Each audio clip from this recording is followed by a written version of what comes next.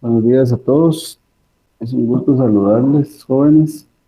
Eh, Vamos a iniciar con la semana 5, curso de Ecología Humana. Lo que vamos a tratar el día de hoy son las curvas de crecimiento poblacional, sucesión y biodiversidad, cuarto principio del sostenimiento de los ecosistemas. El objetivo de la clase y lo que nosotros esperamos que ustedes comprendan al final de la clase es que se logre analizar las condiciones en las que se manifiestan las curvas de crecimiento poblacional, la sucesión ecológica y el cuarto principio del sostenimiento de los ecosistemas. Entonces, en resumen, lo que queremos es que ustedes, finalizada la clase, puedan lograr tener claridad de las condiciones en las que cada uno de estos fenómenos poblacionales dentro de los ecosistemas se puede manifestar, más allá de las diferentes especies que vamos a identificar. Ustedes puedan determinar en cualquier momento cómo se pueden dar los crecimientos poblacionales. Así es que, para darle continuidad a la clase, vamos a iniciar hablando de las curvas de crecimiento poblacional. Cuando nosotros hablamos de curvas de crecimiento poblacional, vamos a hablar de dos especies de curvas, la curva J y la curva S, ¿verdad? Las dos curvas, cuando las condiciones medioambientales están en condiciones óptimas, van a tener una misma forma de crecimiento o una misma manifestación, que podemos decir que va desde el hecho de que nosotros podemos ver desde esta parte hasta esta parte. ¿Por qué? Porque ese crecimiento que nosotros podemos observar en esta área, en las dos curvas, es un crecimiento exponencial. Eso quiere decir que las condiciones están dadas para cualquier tipo de población. Cualquier tipo de población en condiciones óptimas va a tener un crecimiento exponencial. Entonces, posterior a ello, vamos a recordar un concepto que nosotros vimos la semana pasada, que era nuestra capacidad de sostenimiento. Nuestra capacidad de sostenimiento es una línea horizontal que, si recordarán, estábamos hablando de que era la capacidad de carga o la capacidad o la población máxima de un ecosistema. Cuando estamos hablando de capacidad de sostenimiento, estamos también diciendo que nosotros vamos a tener una degradación de ese ecosistema o de las condiciones del ecosistema posterior a sobrepasar esa capacidad de sostenimiento. En este caso, nosotros podemos observar que la curva S, ¿verdad?, que después de tener un crecimiento exponencial, empieza a tener cierto equilibrio, ¿verdad?, generando altas y bajas, altas y posteriormente bajas, ¿verdad? ¿Por qué? Porque dentro de la curva S, lo que nosotros estamos denotando es que es para poblaciones donde se existe un equilibrio poblacional. ¿Por qué? Porque hay enemigos naturales que van a ir equilibrando dichas poblaciones. En algunos casos también las condiciones dejan de ser óptimas para ese tipo de especies. En otro caso, nosotros podemos ver la curva J. Si nosotros analizamos la curva J va sobrepasando la capacidad de sostenimiento porque derivado del tipo de reproducción que tiene esta especie, obviamente existe una explosión poblacional que llega a un momento cumbre, ¿verdad? Que en ese momento cumbre lo que sucede es un agotamiento de los recursos, es decir, los recursos de los que se alimentan o principalmente se agotan porque la población es demasiado grande y el recurso no le da tiempo de recuperarse de manera natural. Entonces, obviamente, se da la mortandad de diferentes especies de manera abrupta, ¿verdad? Y lo que lo puede llevar en un momento hasta la extinción. Si comparamos esto, quiere decir que en el caso de la curva J es para aquellas especies u organismos que tienen una reproducción muy alta, es decir, tienen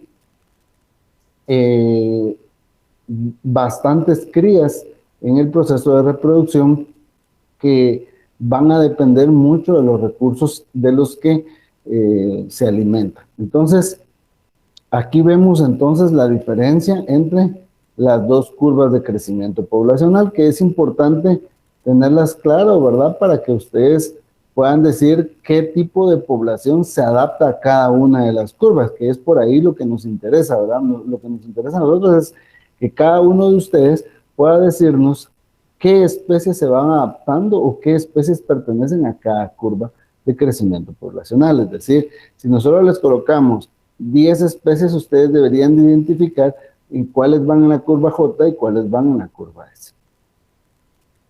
El crecimiento poblacional se da en un transcurso de tiempo, ¿verdad? Que en este caso le vamos a llamar N. El tamaño de una población aumentará en cada acontecimiento del nacimiento o la inmigración y disminuirá con cada evento de la muerte o la inmigración. Bueno, entonces, nosotros vamos a decir que una población va a ir en aumento de acuerdo a cuántos nacimientos están habiendo dentro de esa población. Además de eso, le vamos a sumar a todos los que ingresan por migración, que es la inmigración. Y la población va a disminuir por las muertes y por la emigración, aquellos que salen de la población. Bueno, para nosotros hacer cálculo del tema de del poblacionales, vamos a obviar todo lo que ingresa y todo lo que sale. ¿Por qué? Porque no podemos calcularlo de manera fácil, ¿verdad? No sabemos cuántos se van o cuántos se quedan. Entonces lo que vamos a quedarnos es nada más con los nacimientos y las muertes. Y lo vamos a determinar en un tiempo determinado, porque no podemos decir, bueno, todo el tiempo sucede lo mismo, porque habría que medir ciertos espacios y ciertas condiciones. Entonces lo vamos a medir siempre en un determinado tiempo. Entonces, vamos a decir que el cambio en la población, ¿verdad? El cambio en la población va a tener un cambio de tiempo y eso va a depender entonces de los nacimientos menos las muertes. Y ahí tenemos una fórmula para determinar el crecimiento de la población. Hay dos estrategias para la dinámica de la población, es decir, una cosa es el crecimiento poblacional y otra cosa es qué estrategias utilizan los organismos para mantenerse vivos, ¿verdad? Entonces, tenemos las estrategias K y las estrategias R, ¿verdad? Que van literalmente amarradas a la sobrevivencia, es decir, cómo le hacen las especies o los organismos para sobrevivir, ¿verdad? Entonces, por ejemplo, dice que todos aquellos que están en la estrategia K son aquellos que van a estar cerca de su carga, es decir, que no van a sobrepasar su capacidad de carga del ecosistema, ¿verdad? Y los que poseen la estrategia R representan, por el contrario, un crecimiento similar al exponencial, es decir, se parecen más a aquellos que sobrepasan la carga y que en algún momento agotan su crecimiento. Entonces, si nosotros analizamos, K se parece a S, ¿verdad? y R se parece a J. Especies con estrategias K generalmente viven en ambientes más estables que los de estrategia R. Su mortalidad depende del tamaño poblacional. Dice, especies con estrategia R dependen más de las condiciones del medio para la sobrevivencia. Entonces, exactamente lo que decía.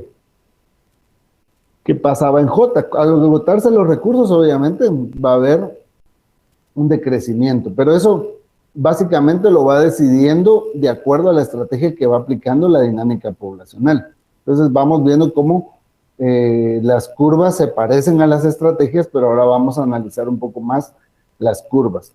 Dice que cuando R, dice, vamos a ver la dinámica de población, ¿verdad? A todo cambio en la cantidad de población en un determinado tiempo, R se va a multiplicar por N, que es el número poblacional. Quiere decir que a mayor cantidad de R, ¿verdad? Estrategia R, ¿verdad? Vamos a tener mayor población, entonces por lo tanto se va a generar un aspecto totalmente exponencial, ¿verdad? Quiere decir que si los recursos son ilimitados, esperamos que R, que son los nacimientos, sea grande y la población va a crecer de manera exponencial de acuerdo con el modelo exponencial. Entonces lo que nos está diciendo que R es la cantidad de nacimientos multiplicado por la población, obviamente vamos a tener un crecimiento totalmente exponencial. ¿Qué pasa con algunas especies, verdad? Por ejemplo, acá ustedes pueden ver que el crecimiento es exponencial, hay subidas y bajadas, pero son muy pocas, ¿verdad? Pero siempre va hacia arriba. Acá vemos otro crecimiento exponencial y acá vemos otro crecimiento exponencial para que vayamos analizando que en diferentes especies, organismos, vamos a tener ese tipo de crecimiento exponencial. ¿Qué pasa cuando interviene K?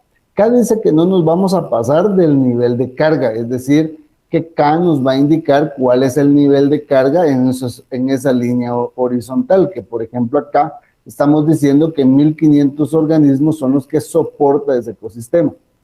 Cuando es R, ustedes están viendo la línea azul, vamos a encontrar que hay un crecimiento exponencial, ¿verdad? Que puede poner en riesgo la capacidad de carga. A diferencia de que si nosotros le indicamos cuál es la capacidad de carga, K, en algún momento el crecimiento exponencial va a generar su equilibrio y se va a mantener sin sobrepasar esa capacidad de carga. Por supuesto que no hay que llevarla a esa capacidad máxima de carga, eso es lo que habría que evitar, ¿verdad?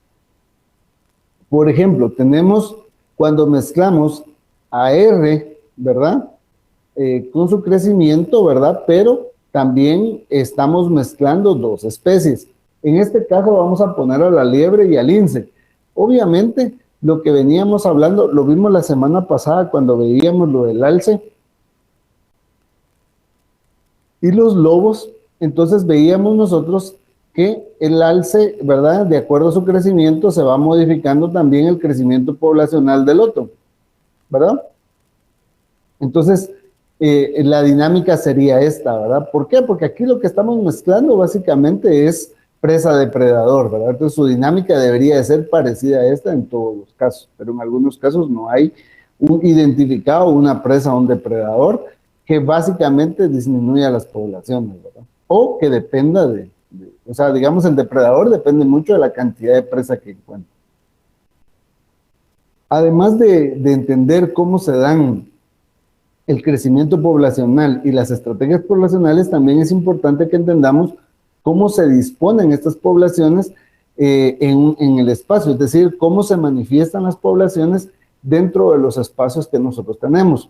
Entonces, vean, pues, nosotros vamos a decir que vamos a tener una forma o una estructura espacial aleatoria o también conocida al azar, donde el lugar o tiene las características homogéneas, es decir, que en cualquier lugar que se coloque el individuo va a encontrar las mismas condiciones. Entonces, no va a depender de otro organismo, sino que únicamente de sí mismo. Solo va a depender de sí mismo este organismo, ¿verdad? ¿Por qué? Porque va a encontrar alimento y otras condiciones ideales en cualquier parte del espacio donde se está desarrollando la población, o podemos decir en el espacio que ocupa el ecosistema. Acá claramente dice que eso es muy poco frecuente, ¿verdad? Que en todas las áreas donde se van a encontrar los organismos en un ecosistema van a encontrar todo idealmente, ¿verdad? La otra es la regular o uniforme, dice donde la competencia es activa, la distribución de recursos es escasa o donde existe un antagonismo positivo que produce un espaciamiento. Ustedes ven acá de manera regular, ¿verdad? Como que hubiera una separación, digamos que de manera homogénea, digamos que las áreas están divididas de manera homogénea, pero que de alguna manera eh, a lo que nos referimos es a la cantidad de espacio que se está generando.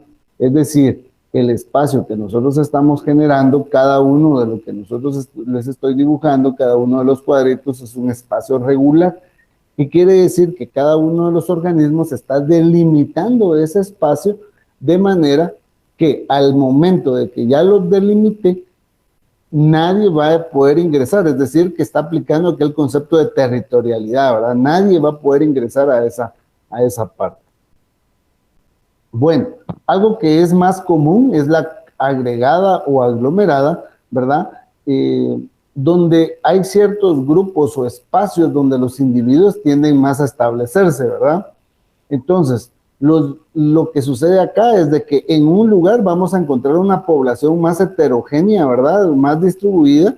También vamos a encontrar una distribución heterogénea de los recursos, ¿verdad? Entonces, lo que sucede es que se forman grupos, ¿verdad? Y resuelven problemas en común y se protegen, ¿verdad? Eso sucede mucho, por ejemplo, con los seres humanos. Esto es como lo más común que vamos a encontrar, ¿verdad? Por eso ustedes ven una división social, por ejemplo. Vamos a olvidar los estratos sociales, pero vamos a hablar un poquito de lo que se da en la distribución social espacial, que es lo que nos interesa.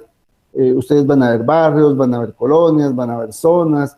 Dentro de cada uno de ellos se eligen a los líderes se van como determinando dentro de los grupos cuáles son las necesidades, qué es lo que hay que hacer, etcétera, ¿verdad?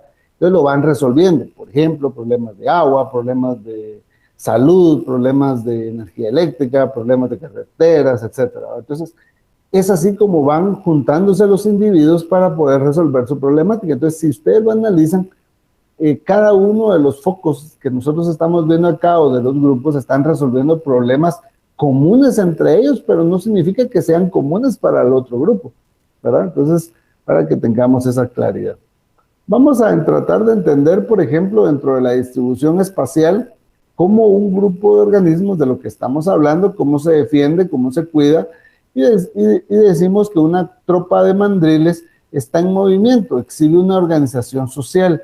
Las hembras y los jóvenes van en el centro de la tropa y los machos adultos forman un cerco protector. Entonces quiere decir que la forma en que los mandriles van cuidando a sus hembras y a sus crías va a ser rodeándolos, ¿verdad? Y que no les pase absolutamente nada. Ellos van resguardando.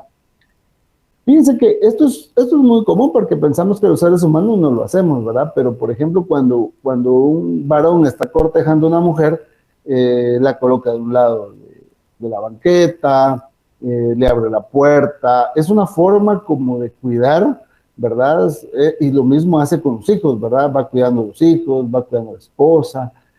Vamos haciendo ese cuidado del grupo. Cuando nos tenemos que organizar en grupos más grandes, siempre vamos a ir resguardando a la mujer, a los hijos, de diferente forma, ¿verdad? No exactamente como esto, porque hay especies, por ejemplo, donde ellos se trasladan de manera lineal, es decir, que van unos tras otros, y al frente van los machos y al final van los machos.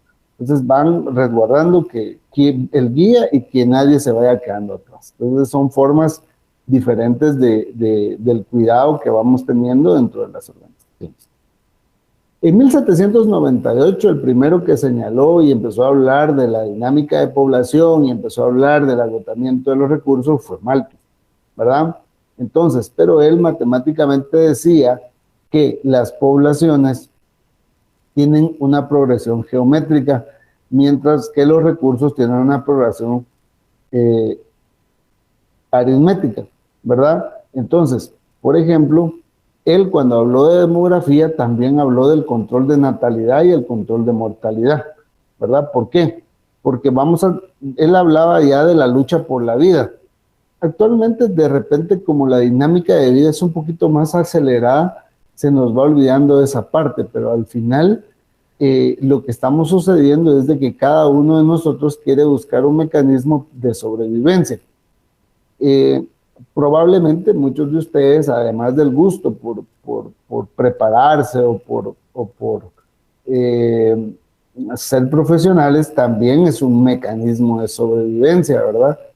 Se hablaba, por ejemplo, de algunos estudios que hablaban que estamos entre los 100 y 110 personas en capacidad de ir a la universidad por cada uno de nosotros que ha podido ir a la universidad. O sea, que cada uno de ustedes representa 100 y 110 jóvenes o personas en Guatemala que no han podido ir a la universidad por diversas circunstancias.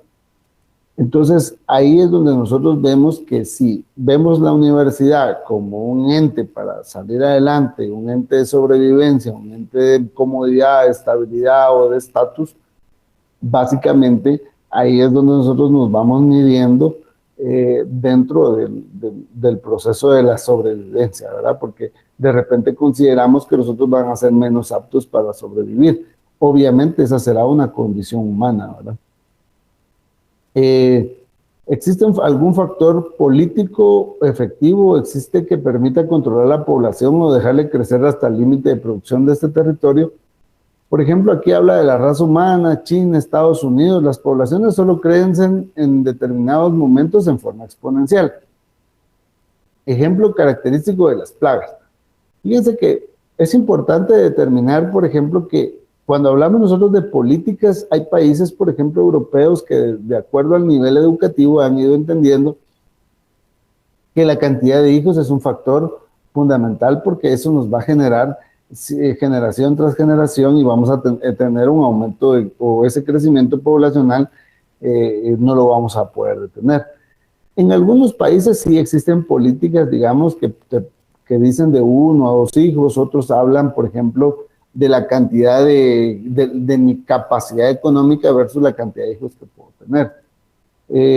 Otros únicamente han educado a su población pensando en que ya no debemos de tener tantos hijos, ¿verdad? Por ejemplo, si ustedes hablan de países como Suecia, por ejemplo, se habla mucho a nivel mundial que es un país envejecido porque su población está arriba de los 40 años. ¿Por qué? Porque ya las generaciones se fueron disminuyendo y ellos creyeron que no había que tener generación y ahora ha envejecido su población. Entonces, esas son políticas que se han ido creando para ir deteniendo, digamos, ese crecimiento poblacional. Obviamente en Latinoamérica no hay nada de eso, ¿verdad? Obviamente acá hay una mezcla cultural versus un poco de la ignorancia del agotamiento de los recursos, ¿verdad? Eso es lo mismo que, por ejemplo, en la actualidad está pasando, por ejemplo, con la enfermedad del COVID. La gente cree hasta que se le muere a alguien o se le enferma gravemente a alguien, entonces dice, sí, me tengo que cuidar. Es más, hemos llegado a niveles de incredulidad en decir, no, pero es que a él le pasó porque él ya estaba enfermo, o a él le pasó porque él realmente no tomó nada. La enfermedad es un poco, realmente creo que se desconoce mucho de los impactos que puede tener la enfermedad de manera inmediata en el cuerpo, pero esos niveles de ignorancia que existen en países latinoamericanos es lo que nos tiene en esta problemática del crecimiento exponencial de la población y el agotamiento de los recursos, principalmente porque la gran cantidad de recursos, por ejemplo, de agua, de bosque, etcétera, existen en Latinoamérica en función del mundo. O sea, somos un área importante desde ese punto de vista, pero no lo estamos cuidando. Lo estamos agotando y agotando y agotando, y principalmente se está dando desde el punto de vista de ese crecimiento poblacional. No hay, en países latinoamericanos todavía no hay políticas que controlen ese tipo de cosas, ideas o políticas, por ejemplo, que se implementaron con sistemas de control de natalidad que no han sido efectivos, principalmente en áreas rurales, por ejemplo, pero en áreas urbanas ustedes ven familias de 5 hijos todavía, ¿verdad? Entonces, creo que eso hay que irlo mermando, ¿verdad? Esto es una característica que no hemos logrado en la población ir controlando. Algunos dirán que es desde el tipo educacional y otros dirán que es del tipo cultural, pero habría que hacer una mezcla ahí de las dos cosas para hacer el análisis de nuestro entorno, ¿verdad? Hoy pensar y decir, bueno, los recursos se agotan y cómo estoy yo, ¿verdad? ¿Cuántos hijos tengo? ¿Cuántos primos tengo? ¿Cuántos hermanos tengo? ¿Cuántos tíos tengo? Etcétera, ¿verdad? Y para ir viendo cómo las generaciones han ido fluctuando. Como estamos hablando de cómo nosotros crecemos poblacionalmente, también es importante conocer cuáles son las curvas de sobrevivencia. Las curvas de sobrevivencia son importantes porque esto lo que nos indica es cómo esas poblaciones hacen o qué estrategia o qué forma hacen para poder sobrevivir, porque las condiciones medioambientales, en algún momento lo veíamos anteriormente, el tema de la resistencia ambiental, nos va a dar mecanismos para que no sobrevivamos. Entonces la idea es sobrevivir. Entonces existen tres: la altamente convexa, que es esta gráfica; la gráfica recta, que es obviamente la uniforme, estable, equilibrada; y la altamente cóncava, que es esta. Vamos a explicar cada uno de ellos, pero vamos a pasar a explicar cómo una curva de sobrevivencia desde el patrón de la mortalidad. Por ejemplo, en esta curva, la altamente convexa, los individuos se mueren viejos. En esta recta, la tasa de mortalidad es constante. Y en la cóncava, vamos a encontrar que la mortalidad se concentra en las etapas juveniles. Entonces, ¿se recuerdan cuando hablábamos del crecimiento poblacional, donde decíamos que los individuos se cuidan aún más, ¿verdad? Y en otro caso no se cuidan. Entonces, ¿por qué? Porque hay demasiada cría, ¿verdad? Y que no pasan a la siguiente etapa adulta, ¿verdad? Que probablemente esto es lo que esté pasando acá, en etapa de sobrevivencia, ¿verdad? ¿Cómo se estudian las etapas de sobrevivencia o las curvas? Se estudian desde el número de individuos, la estructura, que puede ser sexo, edad, el espacio que ocupa, la dinámica, la variación en el tiempo, y su estructura etaria, que es la edad, ¿verdad? La altamente convexa, ¿verdad? La altamente convexa, que decíamos que mueren viejos, que es esta curva. Dice, la esperanza de vida aumenta y la mortalidad disminuye en los jóvenes, como ocurre en muchos mamíferos. Acá entran los humanos, ¿verdad? Fíjense que hay una política, por ejemplo, de la vacunación obligatoria casi, que se le da a los niños entre los 0 y los 5 años, ¿verdad? Se le da mayor cuidado, mayor tratamiento. El Ministerio de Salud está un poco más atento a esas políticas, pero lo que estamos haciendo es aumentar la esperanza de vida, ¿verdad? Para que la mortalidad en los primeros 5 años, que es donde mayor riesgo tienen los seres humanos, se disminuye. Entonces, si morían 10 de 100, por darles un ejemplo únicamente, pues hoy que muera 1 de cada 100. Lo mismo sucede con cualquier mamífero, ¿verdad? ¿Por qué? Porque ellos están al cuidado de, nacen 4 o 5, por ejemplo, como lo que pasa con nosotros, y se genera un mayor cuidado, y después cuando ya pues se pueden ir y se pueden desarrollar, pues ya los dejan libres, ¿verdad? Para que ellos ya hagan sus siguientes etapas adultas, ¿verdad? Lo mismo sucede con los seres humanos. Hay momentos en que los cuidamos y estamos ahí atentos, y poco a poco, ¿verdad? Vamos dejándonos un poco libre y ya solo somos como aquella guía para seguirlo. Pero ya pasó la etapa joven o la etapa difícil, ¿no? La altamente cóncava, ¿verdad? Que hablábamos que la altamente cóncava tenía problemas en las etapas jóvenes, ¿verdad? Entonces ahí vamos a ver a las aves, los peces o cualquier invertebrado marino, ¿verdad? O sea, hay demasiada cría que ya no le da tiempo de cuidar y cuidar y cuidar, y obviamente se genera la mortandad en grandes cantidades. Hay otra, pues estábamos hablando de las formas de crecimiento. Está la exponencial o logarítmica, ¿verdad? Que ya lo dijimos, que tiene una fase inicial de crecimiento porque las condiciones ambientales están dadas, y la exponencial porque la población ha crecido tanto en la primera fase que obviamente lo que va a suceder es que hay un nivel alto de reproducción. La sigmoidal, que tiene 3 fases: la fase inicial, que es la fase donde todos los recursos están dados; la fase logarítmica, obviamente, y después como que va entendiendo, ya sea porque el ambiente lo va limitando, porque la carga lo va limitando, porque aparecen depredadores, y genera una fase de equilibrio. Entonces, así como vemos finalmente todo lo que se refiere al crecimiento poblacional. Vamos a entrar a otro tema que también va de la mano, pero habla un poco de lo que es la sucesión ecológica. Quiero que quede claro que es una sucesión ecológica. Dice, es un fenómeno de transición ordenada de una comunidad biótica a otra. Primero, quiero que entendamos que la transición es pasar de una a otra cosa, ¿verdad? Entonces vamos a pasar de una comunidad biótica a otra comunidad biótica. De manera ordenada, quiere decir que esto no sucede explosivamente y ahí aparece la otra comunidad biótica, ¿verdad? Sino que tiene un orden, ¿verdad? Esto ocurre, dice, porque el propio crecimiento de la comunidad modifica poco a poco el ambiente, es decir, se vuelve más favorable para otro grupo de especies y menos para los ocupantes actuales. Esto es importante porque, por ejemplo, esto se los voy a poner de ejemplo, digamos, en comunidades de poblaciones humanas. Por ejemplo, que se establece un grupo de personas, ¿verdad? De familias o como quieran ver en un lugar, con unos hábitos distintos a los hábitos que ya se tenían ahí.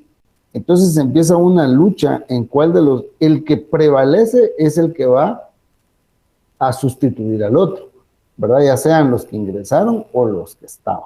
Entonces lo mismo sucede con la sucesión ecológica, ¿verdad? Todas las condiciones que estaban dadas para la comunidad que ya estaba establecida, se empiezan a modificar todas esas condiciones ambientales y el otro grupo empieza a ingresar de manera ordenada, con un proceso muy lento, ¿verdad? Dice que eso no prosigue indefinidamente, quiere decir que al momento de que ya se logró, ahí se queda, ¿verdad? O sea, obviamente ya no hay como que decir que ahora vamos a ir y ahora vamos a ir a otro lado y vamos a... No es un proceso de conquista, digámoslo así, ¿verdad? En términos simples. Dice que el estado final es el ecosistema clímax y aquí vamos a ver, por ejemplo, cómo se va dando, ¿verdad? Entonces dice que entre los 1 y 2 años, por ejemplo, tenemos un área desprovista totalmente libre, no hay vegetación, y entonces entre los primeros años empezamos a invadir, entre los 3 y 20 años ya van apareciendo, entre 25 y 100 años ya aparecen algunos arbustos y pues el estado clímax de los árboles, ya tenemos un bosque, un sotobosque, flora, microflora, entre los 150 años o más, ¿verdad? Es como sucede una sucesión ecológica naturalmente. Obviamente hay diferentes condiciones, pero no es que también vaya a cambiar mucho, ¿verdad? Pero es el tiempo únicamente lo que podría decirnos. Hay una sucesión primaria, digamos, estábamos hablando de cómo se da toda la sucesión ecológica, pero digamos, si la dividimos en partes, la sucesión primaria, digamos, es lo primero que nosotros vamos a observar. Eso quiere decir que nosotros podemos llegar a ciertos lugares y poder observar que se está dando una sucesión primaria, ¿verdad? Entonces, como estamos llegando a un lugar que no ha sido ocupado, que está libre, que nadie ha estado ahí, ¿verdad? Entonces, de forma natural o espontánea se empieza a dar la invasión primaria, ¿verdad? Entonces empieza todo el proceso en que la comunidad biótica se empieza a establecer. A eso se le llama sucesión primaria. Entonces lo primero que van a llegar son los musgos, los líquenes que se van a establecer, por ejemplo, sobre las rocas, sobre el suelo, etc. Recordemos algo importante, que por ejemplo los musgos cuando se van estableciendo, como se establecen a través de esporas y el movimiento del aire, perdón, lo que va sucediendo es que van también formando suelo, ¿verdad? Entonces pueden generar un proceso de meteorización de la roca, ¿verdad? Para irla formando como suelo, etcétera, ¿verdad? Pero eso es como que la sucesión primaria, ¿verdad? Cuando va formando ese suelo, ¿verdad? Obviamente va cambiando totalmente las condiciones, probablemente venga otro tipo de plantas, ¿verdad? Y va cambiando, pero lo primero que vamos a nosotros a observar es este tema de la sucesión primaria a través de musgos, líquenes, etc. Y lo podemos notar sobre rocas principalmente. La sucesión secundaria, dice, es cuando una zona ha sido alterada por fuego, medios artificiales o abandonada. Vamos a pensar en un área totalmente abandonada. Ya sucedió la sucesión primaria y después viene lo que resta de esta fase. Vamos a observarlo, por ejemplo, eh, porque la asociación secundaria va a tener una diferencia.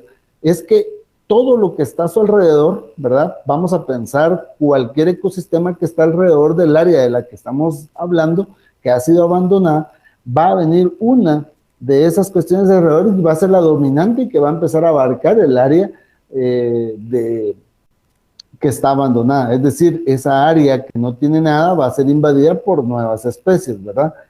Eh, Obviamente va a ser aquella que mejor se adapte, ¿verdad?, a los recursos. Entonces vamos a ver cómo sucede.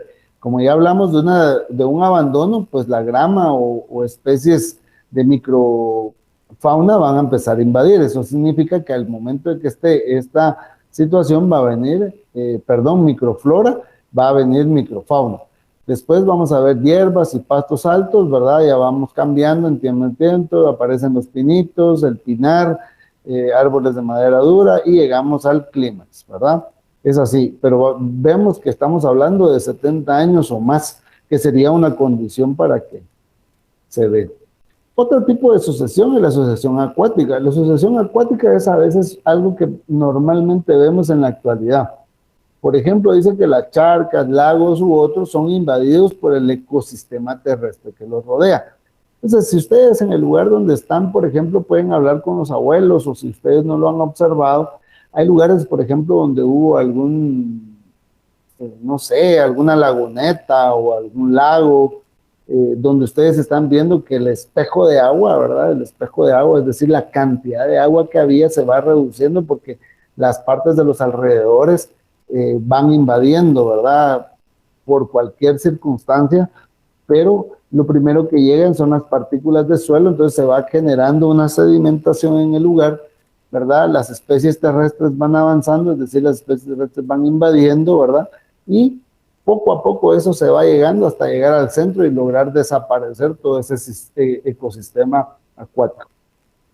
Normalmente, pues de repente, como son muchos años para que suceda, lo que nosotros logramos observar es la invasión del contorno, de, por ejemplo, de una laguneta, un lago. Lastimosamente, la gran mayoría de cosas que vemos de ese tipo, estamos viendo que la invasión está haciendo por el ser humano, ¿verdad? Va viendo que se va cortando, lo termina de rellenar y hasta son dueños del área, ¿verdad? Y construyen sus viviendas, etcétera, ¿verdad? Entonces, yo creo que esto es lo que normalmente nosotros vamos a ver. Entonces, aquí vemos la imagen, ¿verdad?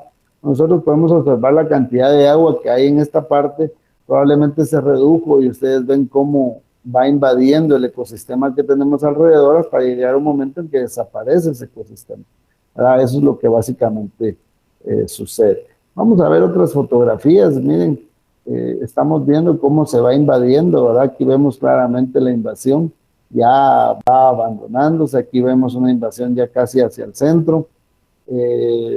Podemos ver acá cómo esta parte ya es puramente arena, ¿verdad? Obviamente pueden decirme que es por el caudal, pero ya se da, todas estas rocas ya están llenas de musgos, etcétera.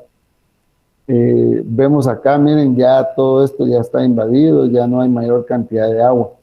Fíjense que esto también este es un fenómeno también que se puede dar, digamos, en áreas urbanas que tienen una desembocadura de las aguas residuales sin tratamiento.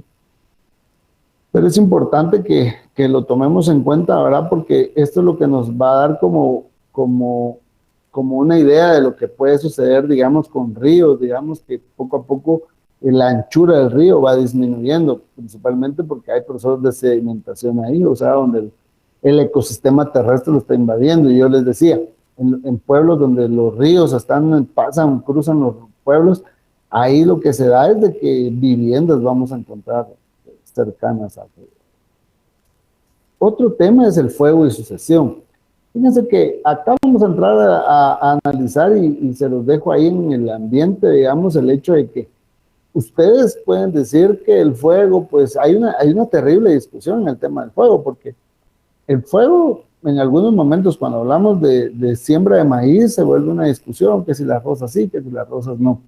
Hay aspectos culturales, hay aspectos técnicos que, pues, como parte de la clase no son de discusión, pero lo que pasa es de que el incendio en un ecosistema bosque lo que hace es que evita que exista un crecimiento excesivo de una población de plantas, ¿verdad?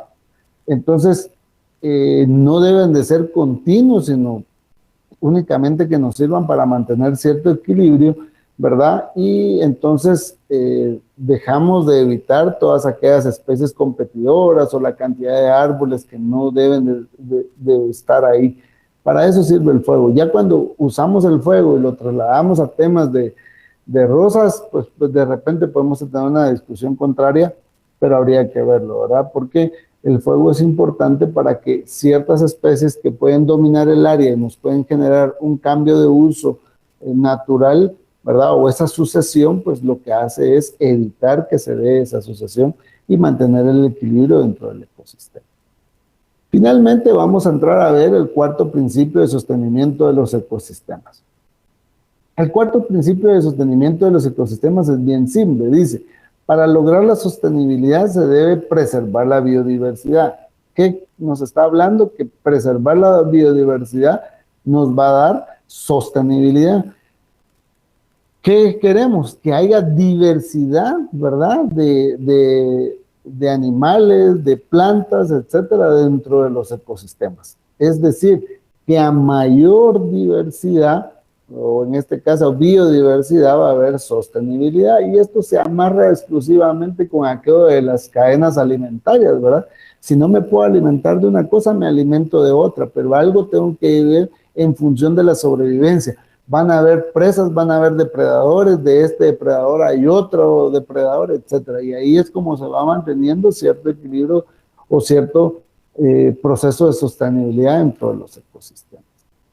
¿Qué implicaciones tendrá para el hombre todo lo que hablamos el día de hoy? El futuro sostenible implica, por ejemplo, proteger el ambiente y establecer un equilibrio entre seres humanos y la biosfera, ¿verdad? Es importante hablar hoy de que el equilibrio debe de existir entre la población humana y lo que los rodea, es decir, que somos responsables, ¿verdad? Entonces, como somos teóricamente los que dominamos el sistema ecológico, deberíamos nosotros de pensar en realizar modificaciones para estimular ciertas clases de fauna silvestre, es decir, dejar de depredar y empezar a pensar básicamente en qué podemos hacer nosotros, ¿verdad? Por ejemplo, dice ahí estanques, disminuir el consumismo. Yo lo decía en semanas anteriores, todo lo que nosotros deseamos lo estamos convirtiendo en una necesidad, pero básicamente no son necesidades, ¿verdad? O sea, yo digo, ay, yo me gustaría comer cierta especie de animal, ¿va? Y de repente ese animal poco se produce y le cuesta reproducirse, pero yo me lo quiero comer y yo lo quiero tener. Y si dice, yo lo necesito, y de repente no es así, ¿verdad? Puedes comer otra cosa, ¿no? Entonces, o algo que contamine, por ejemplo, el tema de los teléfonos, ¿verdad? Que la gente quiere ir comprarse otro y otro y otro y otro, ¿verdad? Y las baterías de litio, los niveles de contaminación que genera. Entonces, ojo con esa parte, porque el teléfono simplemente es un instrumento de comunicación, ¿verdad? Pero no quiere decir que yo tenga que cambiar constantemente y generar un consumismo enorme. Hay gente que tiene 2 o 3 teléfonos en la mano, ¿verdad? Implantar nuevas tecnologías, es decir, empezar a crear tecnologías, pero que favorezcan las condiciones medioambientales, ¿verdad? Hoy, por ejemplo, tenemos grandes problemas del tema del cambio climático, ¿verdad? Y nadie dice nada, ¿verdad? Vemos que nos llueve en periodos cortos con una máxima intensidad, tenemos áreas que se inundan, pero como el otro día dejó de llover, se nos olvida un poquito, ¿verdad? Vemos acá, por ejemplo, era lo que yo les decía, ¿verdad? Cómo el ser humano empieza a atacar, ¿verdad? En búsqueda de algo que quiere, puede ser carne, puede ser dientes, etcétera, ¿verdad? Empezamos a sentirnos porque nos creemos superiores, pero ellos tienen una función, cada uno tiene una función dentro de los ecosistemas. Acá les coloqué una imagen un poco más graciosa donde dicen los animales exigimos respeto. No soy un juguete, dice una tortuga, ¿verdad? Muchas veces pasa eso, que le enseñamos a los niños, sí, te compro una tortuga, qué bonito esto, no le enseñamos a cuidarla, a mantenerla, ¿verdad? No es un juguete porque los niños, qué bonito el juguete, y después lo dejan a un lado, pero es un ser vivo que estamos haciendo a un lado. Lo mismo sucede, por ejemplo, cuando tienen perros o gatos, ¿verdad? A muchos se les olvida que hay que cuidarlos, que darles de comer, pero no es para que se esté reproduciendo y reproduciendo, no es para que hagan negocio vendiendo perros, ¿verdad? O gatos, ¿verdad? Hay muchas cosas que podemos hacer, la restauración ecológica, vean ustedes, son cuestiones a veces bien simples que podemos aportar nosotros, desde tener plantas en maceta en casa es un gran aporte para la situación ecológica del país. Pues yo esperando de que tanto como el conocimiento como la conciencia se haya generado el día de hoy, les agradezco mucho su atención, espero que estén bien y bendiciones.